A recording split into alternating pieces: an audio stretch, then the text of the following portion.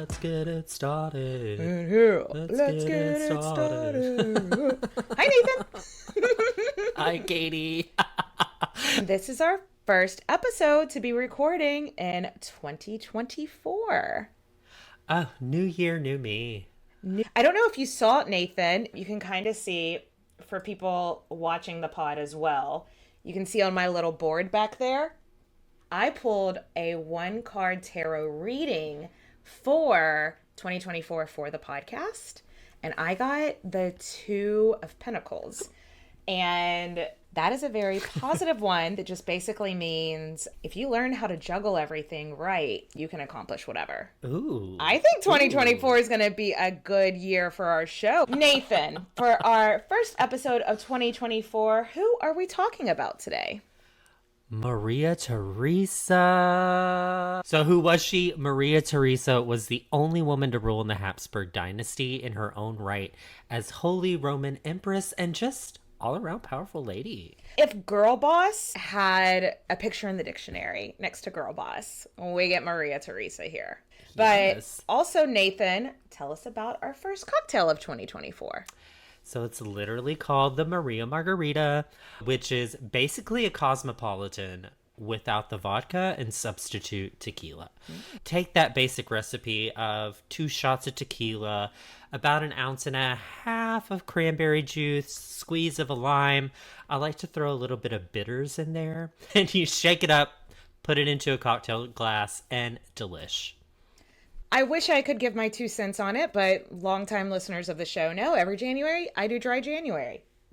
So I made a mocktail just with the Ritual Zero Proof Tequila Alternative.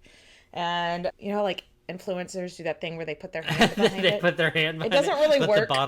The bottle's bigger than your hand, Katie. This is for the YouTube. So, Maria Theresa was born on May 13th of 1717 in Vienna, Austria. So, this makes her Taurus Sun, Scorpio Moon. Yes. The moon in Scorpio gives intensity, while the sun in Taurus gives persistence and practicality. And we'll learn more, but Nathan, just does this track or does this track? Yeah. This definitely tracks because she's got that royal mind that's persistent and practical, but she's a hard-headed bitch. She's a little intense. Yep. So, her parents were Holy Roman Emperor Charles VI and his wife Elizabeth. But if we want to get technical, her dad's titles were Holy Roman Emperor, King of Bohemia, Archduke of Austria, King of Hungary, and King of Croatia, which is quite the resume. Yeah, I'm tired just seeing all those titles. That's a lot of responsibilities. Before we can even start to tell Maria Theresa's story, we need to tell the story of her family. Yeah. And it's a bit of a doozy, so we'll try to keep it as concise as possible, and we promise it'll all be relevant later. Promise. Oh, the Habsburgs. Oh. Maybe you've heard of them. Lantern Jaw. Yes. Oh, luckily, Lantern we are past that by the 1700s, but that's her family. That's her line. So they have been major players in European nobility for a very, very long time now. And some Habsburgs we've discussed in this show. It's not our first time mentioning them on the show. However, by the time that Maria Theresa hits the scene, they're but they're on the decline. Yeah. They're nosediving at this point. Despite all his titles, the family has lost all the land, the money. They have lost it for like the last 2 generations or so. Steady decline for sure. And they can't seem to make any fucking boys. Like, everybody just keeps having girls, which is a problem because this is history, and history is a bag of dicks. And yep. And the Habsburgs have been continuously holding the title of Holy Roman Emperor since the 1400s. But now her dad, Charles, he's the last legitimate male in this line.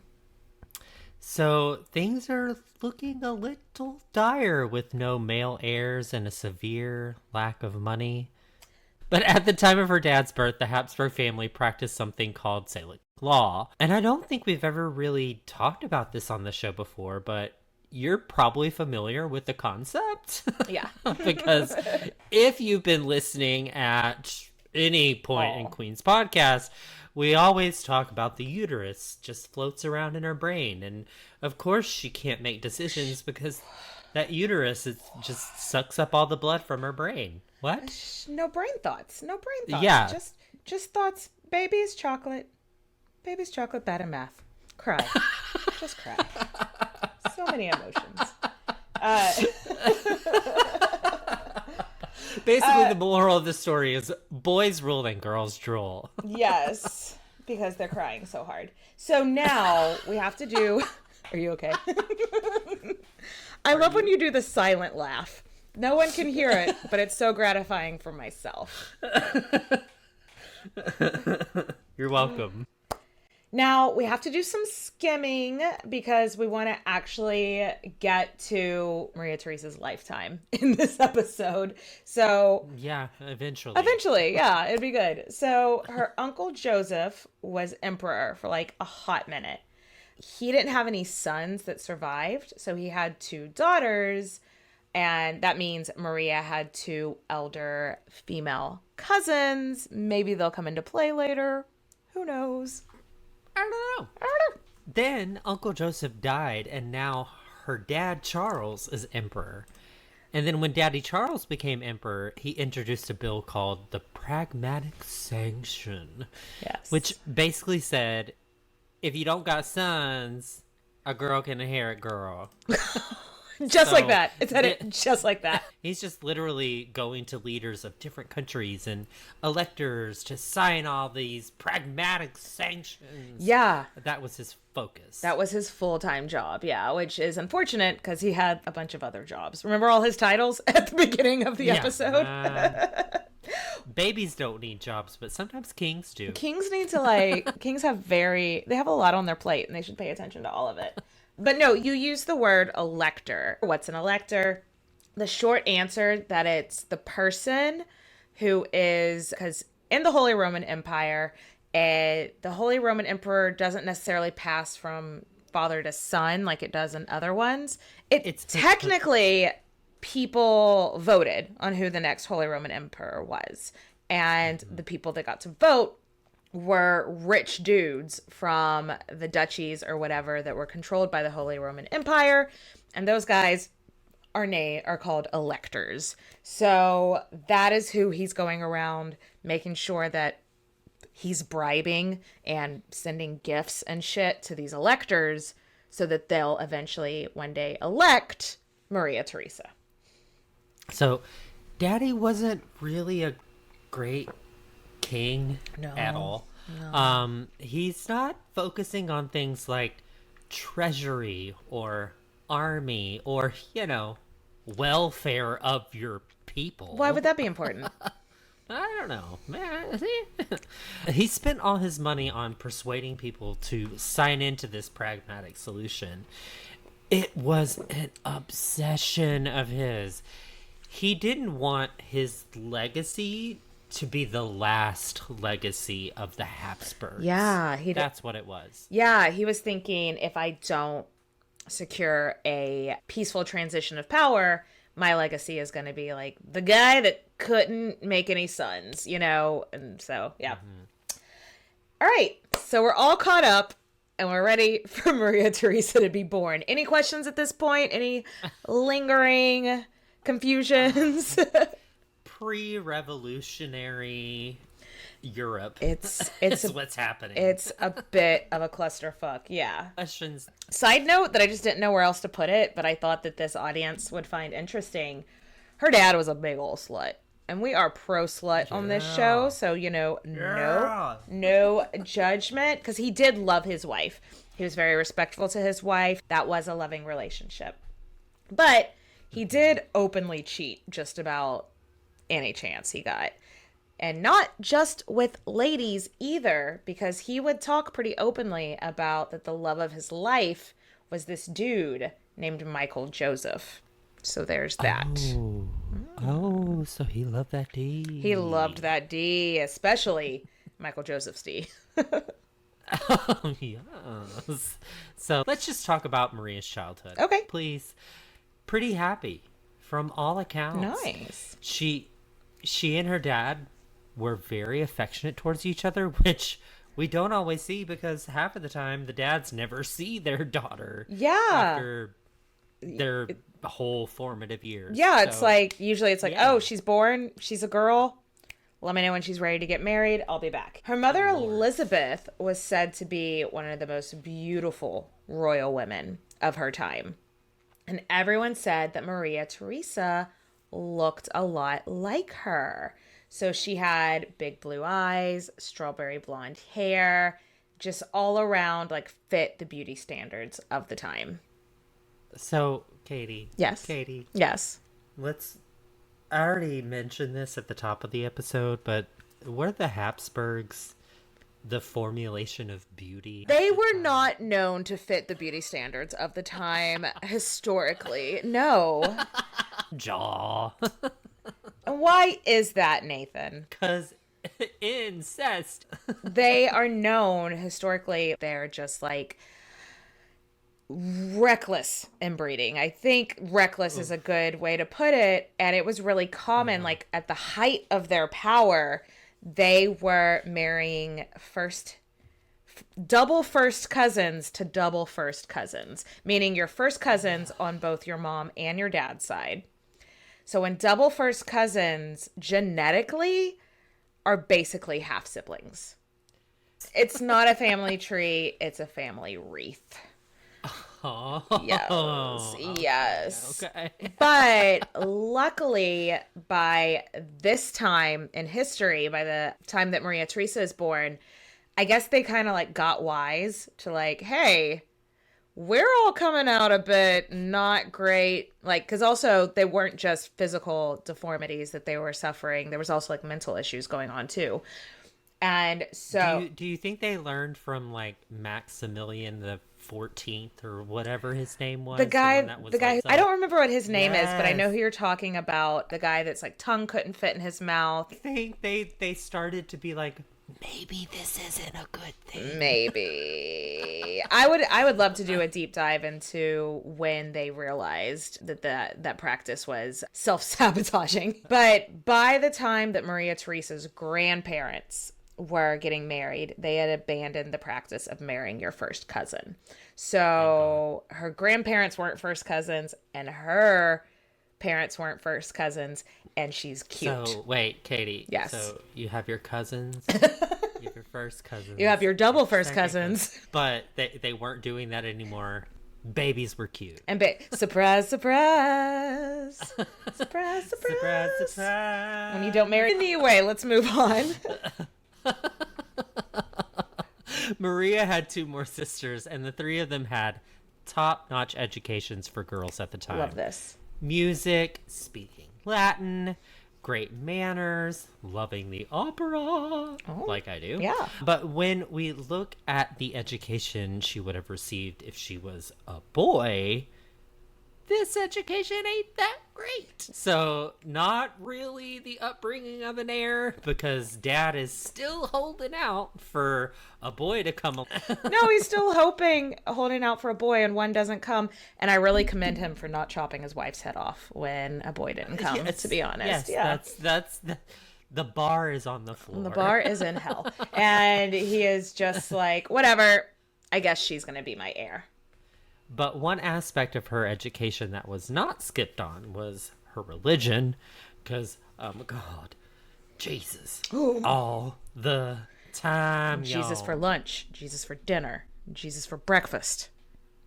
It's Catholic AF. So Catholic. He was brought up with the belief that if you're not Catholic, you can just fuck right all the whole way off to hell, skip purgatory, straight into the fiery pits of hell. Super anti-Protestant, super anti-Semitic, which, boy howdy, put a pin in that for part 2 of her story. Yeah. When Maria Theresa was about 14, her dad started bringing her to meetings of state with him. It seems like that's about the time that he realistically gave up on having a boy. Yeah, seems about right. Yeah. Maybe because you're cheating on your wife so much. And he wanted the people to start seeing Maria on a regular basis and get her used to attending political meetings and whatnot. Yeah. Yeah. Except, okay, Nathan, if we're gonna start if we're gonna start priming her to be the next leader, wouldn't you think that would also mean like looking at her education up to this point and being like, all right, where can we make improvements? Like, you think so? Where are the gaps in her education? Should we maybe get her some French tutors? Should we maybe you've been trying to pass this law to pass on to her the kingship to a female, yet you're not educating the female. But now that he's given up for a boy to come along, don't you think he then like is like, okay, let's up her education, right? I'm hoping. You are mistaken. Right? Hard no. He does not. He starts taking her to these just to be a figurehead, so people are used to seeing her, like you said, but he does not start discussing politics with her. He does not start asking her opinions. He doesn't hire better tutors. She is just a figurehead, not a ruler, because uterus. Because this is awful. Uterus. Nathan, what are some merch items we could put because uterus on? I feel like there's got to be you could find just photos of historical women and put like X's over their eyes, like they're dead, because uterus, and just like because uterus. I love that. Actually, that sounds metal as fuck. It should be metal as fuck because women are metal as fuck. They give birth to babies. Yeah. That's metal as fuck. Like put a picture of Joan of Arc because uterus across. Yes. So, enough with politics. When you have a beautiful princess, what's your top priority? Is it education? No. Is it training them to be a good ruler? Clearly not. Oh. Is it finding her husband? Bingo, motherfucker. If you were guessing that on your bingo card, put it down on I-25. I don't play bingo. Nathan, she is 14 and she doesn't have a fiance yet. Can we say spinster? Oh my god. And since her dad doesn't expect her to actually rule when she grows up, he needs to find her a well-connected husband who can rule in her name. And when Maria is only about 8 years old, the Duke of Lorraine sends his son, Francis Stephen, to Vienna sausage. Just to Vienna for his education. But really, so this is his son can be considered to marry Maria one day. Francis was 16 and when he first comes over, and Maria develops this schoolgirl crush on him, and she's like way younger. She knows what she wants. As soon as she lays eyes on him, that's my man. Like from the time she is a child. So it seems like Emperor Charles at least took what she thought into consideration. Her happiness into consideration. Yeah. Find that. How appropriate is that? I'm not mad at that. Yeah. To see if his daughter's happy before she gets into marriage. This is basic. Yeah. Again, the bar is in hell. But finally, after years and years of bugging her father about it, in 1736, she was finally officially betrothed to the one and only man she's ever wanted. And the two were married on February 12th, 1736. Maria was 19, thank God. And the groom was 28. So we've seen worse age gaps. Not bad, but still weird. She's an adult though. So we're going to have to do some skimming over some stuff, but Francis Stephen had to give up his inheritance, the Duchy of Lorraine. Like he couldn't become the Duke of Lorraine when he married Maria Theresa, because, like, just some stuff we don't have time to get into. Europe had been fighting a lot at this time. And basically the King of France was like, I am not comfortable with the Duke of Lorraine being married to the Holy Roman Empire family. Y'all are gonna form too much power for me. I got some fragile dick energy over here. And FDE. Yep. And so before Francis Stephen could marry Maria, he had to sign over his inheritance as the Duke of Lorraine. That's a tough spot for the dude to be in. Yeah. I have no idea if Maria knew about that aspect, but I'm sure if she did, it made her real anxious about it. Can you blame her? No, Yeah, I can't. yeah. I mean, but also maybe they hid it from her. Who knows? Maybe. I mean, they weren't, she wasn't the most in the know princess, so yeah. Yeah, left in the dark. The princess of the dark. Ooh. Ooh. Anyway. Nathan, do you love a big over-the-top wedding? Oh, I love a fancy as fuck wedding, y'all. It is and time for one. her wedding dress sounds fancy as fur. Berg. But what do you expect? Like, Yeah. literally, her dress was made with silver, with diamonds and pearls sewn into it, with a really long train, and the groom also wore silver with a gold collar. Ooh. And then after the wedding, there was a huge banquet. Of course there was. Because people love to fucking party. Of course they do. What else did they have to do? There was no TV. There was no TV. There's no social media. Yeah, there's no There was, Pornhub. like, You're just gonna go home. There's no Pornhub. The queen is throwing the princess is throwing a party. Let's fucking go to the Let's party. go. Yeah. So we don't have any details of the wedding night, which thank God. It means there wasn't like that betting ceremony, but we have to assume they went to Bone Town. I mean, she's been in love with this man forever. She's old enough. He's a young, healthy dude. We just have to assume. Won't you take me to Boney Town? Won't you take me down to Bone Town? My freaky dance every time I get with my boyfriend. Boning. Yes. So, TLDR, I think they fucked. And not only did they bone, they boned a lot. Often. Because their marriage would be considered very successful because they would have 16 children over the span of 19 years. Babies on babies on babies. It's too many babies. It's too many babies. Francis had no plans in being faithful to his wife. And when Maria found out that he was keeping mistresses, it wrecked her. Yeah, I have to wonder if this is the first time in her life that she had like this rude awakening to reality. Yeah.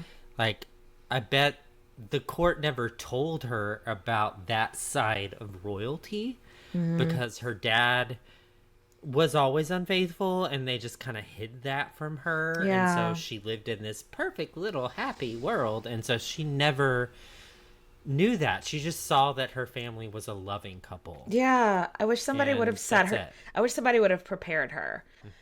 Because, you know, whenever it's these arranged marriages, like if you marry a stranger and you find out he's got a girlfriend, it probably doesn't hurt quite so much. Whereas this was like a man that she's been in love with since she was like 8 years old. She was living her emo era. She was having feelings. Despite all of this, Maria continued to love her husband very fiercely for the rest of his life.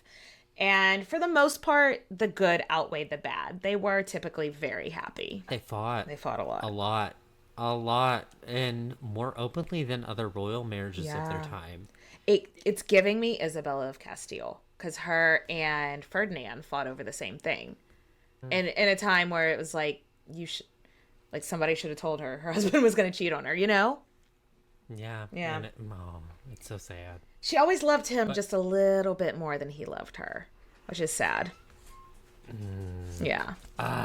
Anyway, let's not wallow in depression. Let's not. Let's fast forward. Fast forward. So, after their marriage, she's pregnant for a fourth time, and everyone is feeling pretty optimistic. And then her dad gets sick. Emperor Charles, on his deathbed, gave his daughter some real bad advice. Yeah. He said, look, baby girl, you don't know how to run any of this shit. You don't know what the fuck you're doing. I want you to rely on my advisors. Yeah. No. Rely on his advisors and the husband, because they're going to know more than you. They all have penises. And you have that uterus. So they just know more than you because your uterus is sucking the blood out of your brain. And all you know, bad at math, many emotions, cry chocolate. Silent scream.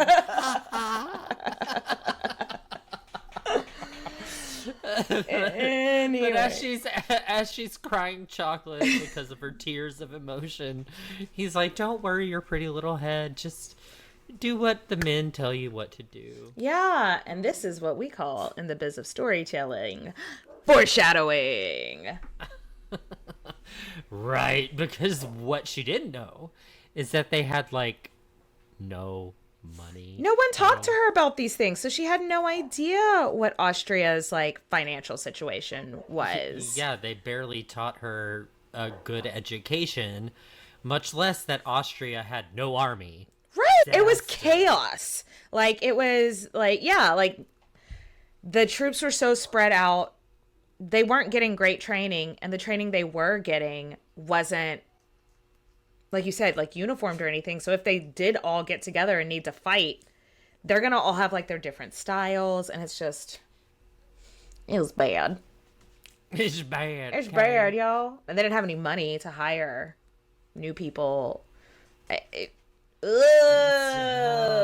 So, okay, you remember all her dad's titles? Mm-hmm. Holy Roman Emperor. Not just a state of mind. Apparently, he's a real job. Electors, he's got shit to do. It's still a state of mind. Yes. And that stronghold that the Holy Roman Empire has is Austria. Yeah. And the Netherlands. And as a Holy Roman Emperor, you don't immediately inherit the title. They have to be voted in by those electors, and they usually vote for the latest guy's kids.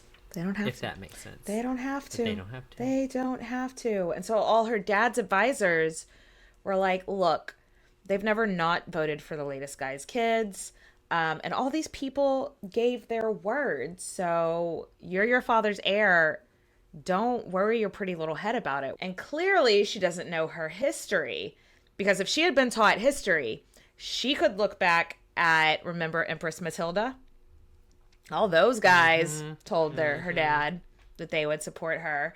So if she knew history, she could look back at Empress Matilda of England's story and go, yeah, I love your confidence, but people fucking lie. Yes. She didn't have that. She just didn't know. And that's when the shit hits the fan, ladies and gentlemen. Oh no, this story can't possibly get worse.